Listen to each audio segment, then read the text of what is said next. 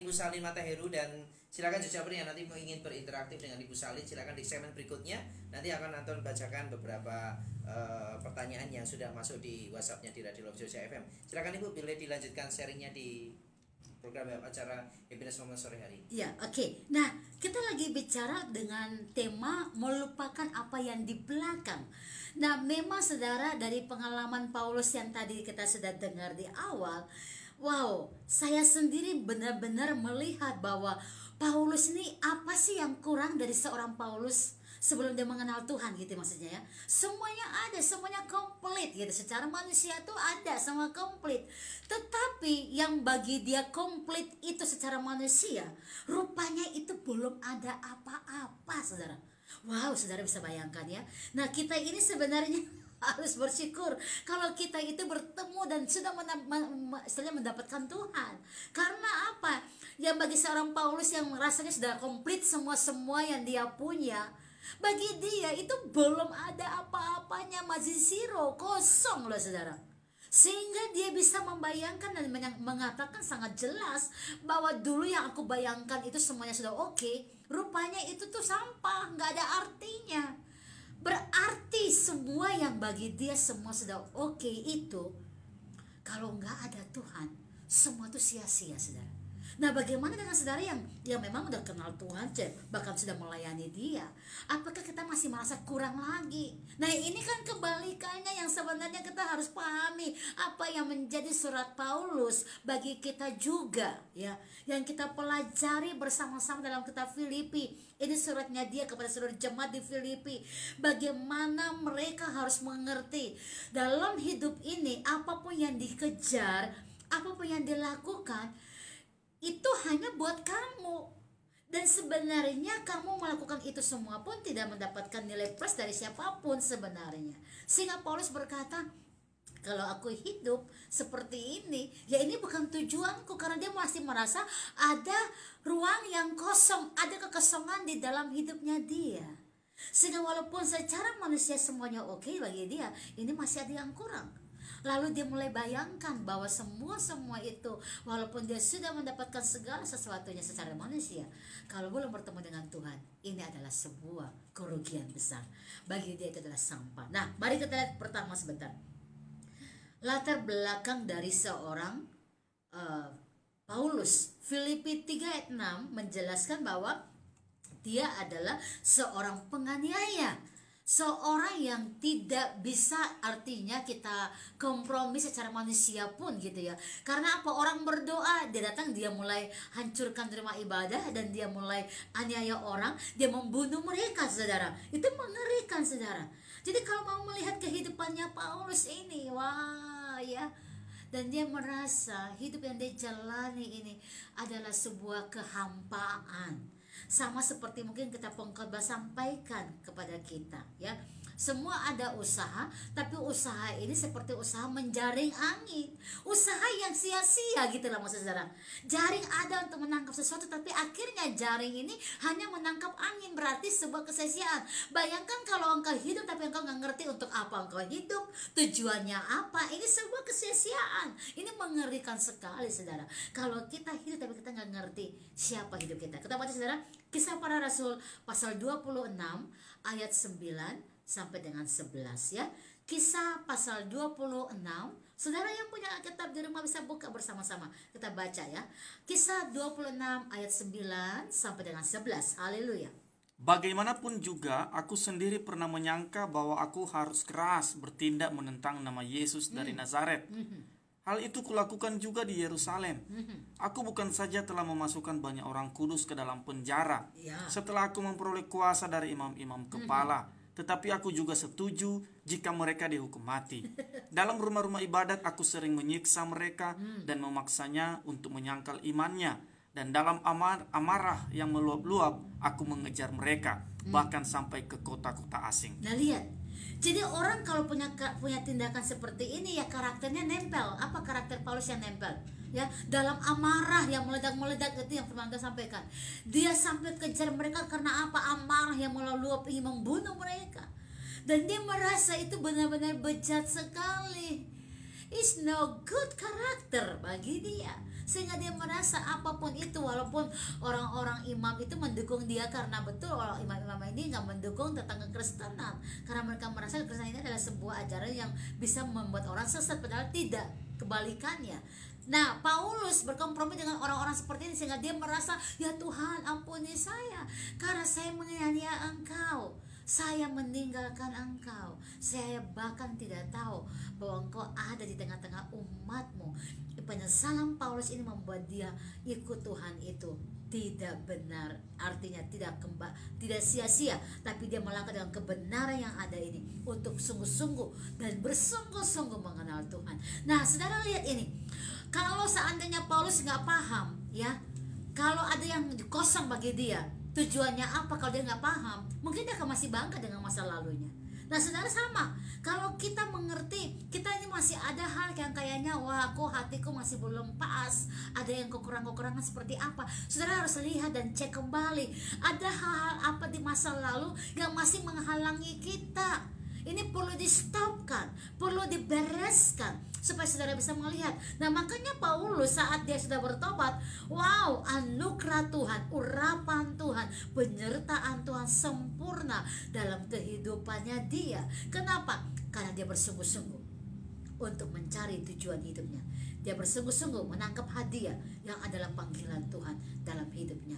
Kita semua ini kalau sudah melayani Tuhan ini, kita adalah menangkap hadiah. Dan hadiah itu berarti sesuatu yang membuat kita surprise, sangat istilah mengagumkan gitu. Dan jiwa kita harusnya bersuka karena itu. Nah, bayangkan kalau saudara masih berjalan dengan masa lalu. Kita berjalan betul, tapi maaf, kita jalannya akhirnya di tempat, saudara. Tidak ada yang kita kejar, gak ada sesuatu. Bayangkan semua dibuang oleh Paulus, dianggap sampah. Kalau sampai hari ini engkau masih pakai lagi semua karakter-karakter yang dibuang sampah itu oleh Paulus, ya, kita masih pakai, ini mengerikan sekali, saudara. Makanya saya bilang tadi sesi pertama, cuma satu-satunya cara dan satu-satunya hal yang kita perlukan di akhir zaman ini adalah apa? Engkau harus pastikan dan saya pastikan bahwa Roh Allah ada di dalam kita. Karena itulah kekuatan kita satu-satunya untuk menghadapi semua situasi dan kondisi. Nah, mari kita lihat apa yang menjadi bagian kita untuk mengejar segala sesuatu. Kita buka di dalam kitab Matius, saudara. Kitab Matius pasal yang ke-5, kita lihat ya. Ini paling penting dalam hidup kita. Matius 5 ayat yang ke-16. Haleluya. Demikianlah hendaknya terangmu bercahaya di depan orang, supaya mereka melihat perbuatanmu yang baik dan memuliakan Bapamu yang di sorga. Paulus menaruh terangnya di depan siapa? Yesus. Sehingga waktu ada orang-orang bilang, aduh jangan ikut Paulus, aduh dia kan dulu menyiksa orang-orang percaya. Lalu dia berkata, memang betul dulu saya seperti itu, tapi sekarang lihatlah saya, kamu gak punya celah untuk menantang apapun karena aku sekarang sudah ditangkap oleh Kristus. Dia mengatakan seperti itu.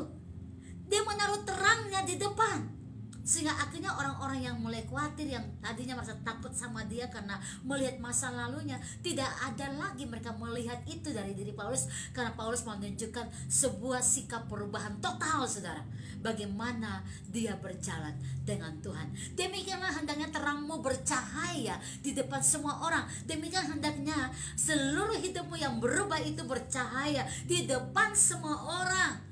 Dan supaya apa? Mereka melihat itu dan melihat perbuatanmu yang baik ini, lalu memuliakan Allah Bapa di sorga. Ada satu tindakan yang perlu saudara dan saya ambil untuk keluar dari masa lalu. Kalau ingin melihat hidupmu dan hari-harimu diberkati, ada 3 poin penting yang saya bagikan bagaimana untuk tinggalkan masa lalu. Yang pertama, kalau orang mau tinggalkan masa lalu, dia harus tahu bahwa jalan hidupnya ada Tuhan. Kalau saudara ingat ada Tuhan dalam jalan hidupmu, engkau tidak akan bisa mengasihi masa lalumu dalam hidup, dalam kebencian, dalam amarah, dalam kepahitan, tidak akan ada. Karena engkau tahu Tuhan yang mengatur jalan hidupmu.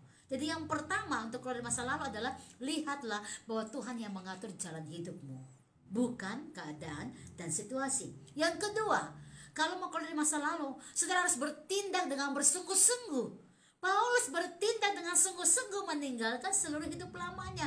Bahkan walaupun ada orang-orang yang menantang dia selalu bilang, tunjukin sama saya sekarang ini, apakah masih ada hidupku yang dulu? Nah itulah saudara.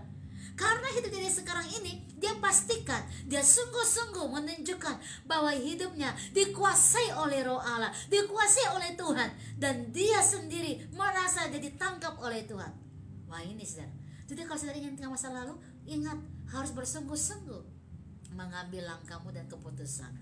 Dan yang ketiga, supaya tinggal masa lalu, engkau harus memandang terus ke depan. Yang terjadi dengan Nyonya Lot atau istri Lot adalah dia tertinggal dan selama-lamanya mati saudara. Kenapa saudara? Karena dia nggak pandang ke depan. Waktu Tuhan berkata keluarlah dari Sodom dan Gomora dan jangan menoleh ke belakang. Karena kalau engkau menoleh ke belakang, engkau akan jadi tiang garam. Tiang garam berarti apa? Mati saudara di tempat, jadi patung selesai, nggak ada apa-apanya. Dan ini yang terjadi dengan istri Lot. Karena dia masih menoleh ke belakang. Dia keluar dari Sodom dan Gomora, tetapi hanya tubuhnya, hatinya masih terikat dengan glamornya, dengan metropolitannya apa Sodom dan Gomora. Dan itu mengerikan. Kita juga sama. Kita bilang kita mau ikut Tuhan, kita bilang mau hidup baru, tapi kalau saudara belum bisa lepaskan masa lalumu, tidak bisa saudara. Kamu akan tertinggal. Aku akan jadi tiang garam. Oleh karena itu yang ketiga, supaya bisa keluar dari masa lalu saudara, seperti dari Sodom dan Gomora itu, saudara harus pandang kepada Tuhan. Maka engkau bisa keluar dari masa lalumu. Nah, yang berikut, efek yang terjadi kalau orang tetap tinggal dengan masa lalu cuma satu akibatnya. Dia tidak akan pernah bisa maju. Dia tidak akan pernah bisa maju. Nah, sekarang cross check saudara. Check and recheck. Masa lalu saya apa ya? Paling sering adalah masa lalu waktu saudara merasa tersakiti. Ini perlu berdamai dengan diri sendiri. Kalau bisa berdamai dengan sendiri, baru bisa berdamai dengan orang lain dan dengan Tuhanmu. Kalau tidak, nggak bisa. Jadi artinya, jangan biarkan ada kepahitan, jangan biarkan ada kekecewaan. Perlu dibereskan. Orang yang masih punya kepahitan atau kekecewaan akan susah saudara, akan rusak jiwanya. Karena ingin cari perhatian, ingin dipuji, ingin diangkat, mencari pencitraan. Nah itu bahasa now, bahasa zaman sekarang. Pencitraan saudara. Nah kita nggak seperti itu. Kita tahu hidup kita hanya untuk kemuliaan nama Tuhan.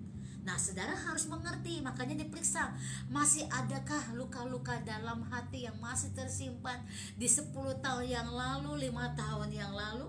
Perlu dicek. Tinggalkan masa lalumu, move on, supaya engkau bisa melihat Bapa mengerjakan bagian-bagiannya dalam hidupmu. Dan orang yang berjalan dengan Tuhan akan selalu bersukacita dan bersyukur, karena dia percaya rancangan Tuhan baginya bukan kecelakaan, tetapi damai dan sejahtera. Haleluya. Mari maju terus, tinggalkan masa lalu saudara. Jangan bangga dengan hal apapun, bahkan hal yang menyakiti sekalipun. Engkau harus bisa tinggalkan itu untuk engkau melangkah ke depan dan berjalan dengan Tuhan, supaya hari-harimu terisi penuh dalam tabung roh. Hadirat Tuhan nyata, engkau merasakan damai dan sukacita. Haleluya. Ya, jadi semuanya kita kembali break sejenak di program acara Happiness Moment sampai nanti pukul 6 sore, dan masih terbuka di line WhatsApp-nya. Silakan di 085311665300 di 085311665300.